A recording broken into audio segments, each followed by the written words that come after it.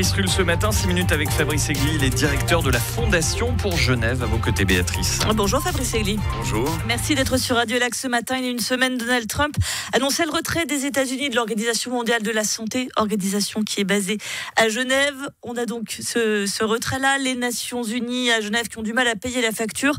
Bref, est-ce que c'est la fin de la glorieuse Genève internationale, Fabrice Egli? Alors, c'est vrai qu'évidemment, c'est une mauvaise nouvelle. Le retrait de l'administration américaine du soutien financier de l'OMS. Cela dit, c'est pas une surprise. Tout le monde s'y attendait. Et c'est vrai qu'il va falloir maintenant se réinventer. Je pense que Genève et la Genève internationale en général et les relations internationales en général sont un carrefour. On est vraiment un pivot et un moment de bascule dans l'histoire. Donc, il va falloir se réinventer.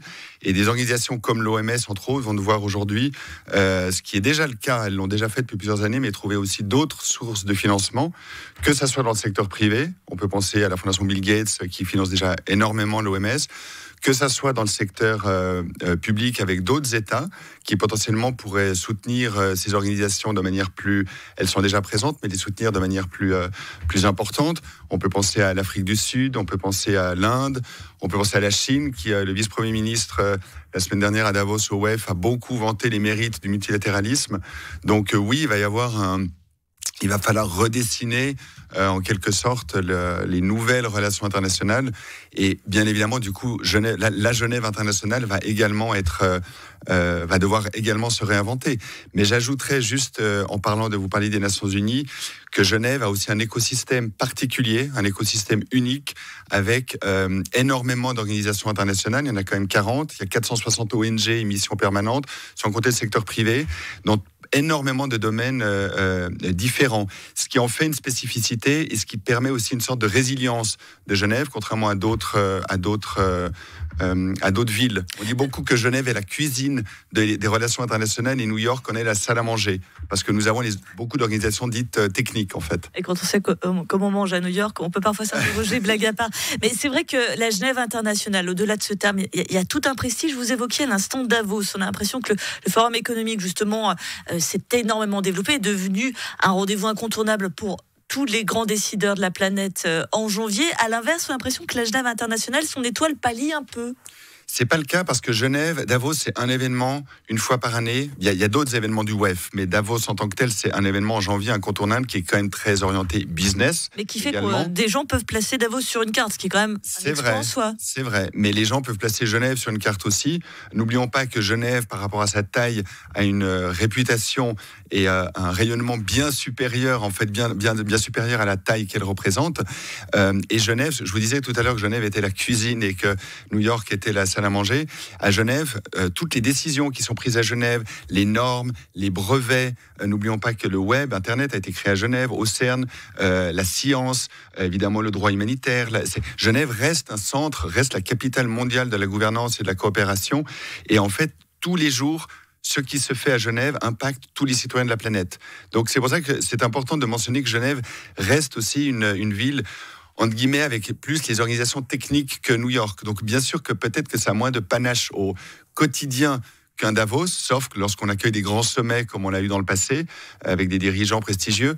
Mais Genève travaille au quotidien. C'est un centre, un pôle d'expertise et d'excellence que vous pouvez trouver tous les jours ici. Donc ça, c'est pour le côté prestige qu'on affectionne tant, mais aussi le côté économique, parce que la Genève internationale, au-delà des mots, c'est un nombre très conséquent d'emplois, beaucoup plus que, j'imagine, beaucoup de personnes qui nous écoutent ne le pensent. Énormément d'emplois. Alors, vous avez la Genève internationale dite publique, c'est donc toutes les organisations des Nations Unies, les organisations internationales et les ONG. On est quand même à quasiment 34 000 emplois, ce qu'on oublie. Et si vous incluez également, c'est pas le sujet ce matin, mais aussi le secteur privé, on est à plus de 155 000 emplois. Donc ça représente énormément, et je parle des emplois directs, donc ça représente énormément d'emplois pour toute la région franco-val-de-genevoise.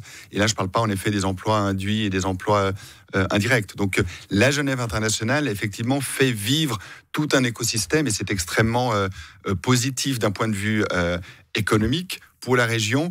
Et vous parliez de prestige, n'oublions pas également que Genève est également un outil de politique extérieure pour la Suisse. Mais avec un gros problème quand même, c'est que, alors il y a le prestige, il y a le côté économique, puis que nous, on ne la connaît pas, cette Genève internationale, c'est un peu comme un mur. C'est un peu comme un mur. Alors, nous, on essaye de s'y atteler. Nous, Fondation pour Genève, nous tentons de sensibiliser la population, les politiques, les dirigeants sur les atouts de la Genève internationale. Nous essayons nous-mêmes, et avec nos différentes entités affiliées qui font partie de la Fondation pour Genève, de décloisonner les mondes. C'est pas une mince affaire, je vous l'accorde. On parlait c'est vrai que le dernier sommet, qui malheureusement n'a pas été positif, mais sommet Biden-Poutine, qui en plus s'est déroulé sur la rive gauche, à la Villa Lagrange, a fait vibrer les Genevois et les Genevoises. Donc il y a un intérêt. Regardez, quand vous avez l'ouverture les portes ouvertes au Palais des Nations, les Genevois s'y ruent. L'année dernière, il y a eu le portail de la science qui a ouvert au CERN. Les Genevois s'y sont rués. Cette année, il va y avoir l'inauguration du portail des Nations sur la place des Nations. Ça va être le centre de visiteurs en fait de l'ONU. J'espère que ça va attirer pas seulement les étrangers, mais les Genevois. Donc oui, c'est un travail à faire des deux côtés, que la Genève internationale s'intègre à la Genève dite locale et que les Genevois puissent également s'intéresser à ce qui se passe de l'autre côté de la rive. Merci beaucoup Fabrice Egli, directeur de la Fondation pour Genève. Et donc on l'aura compris, pas inquiétude, mais tout de même pas tant que ça pour la Genève internationale. On a d'autres qualités et d'autres arguments à faire valoir. Merci d'avoir été sur Radio Live. Merci.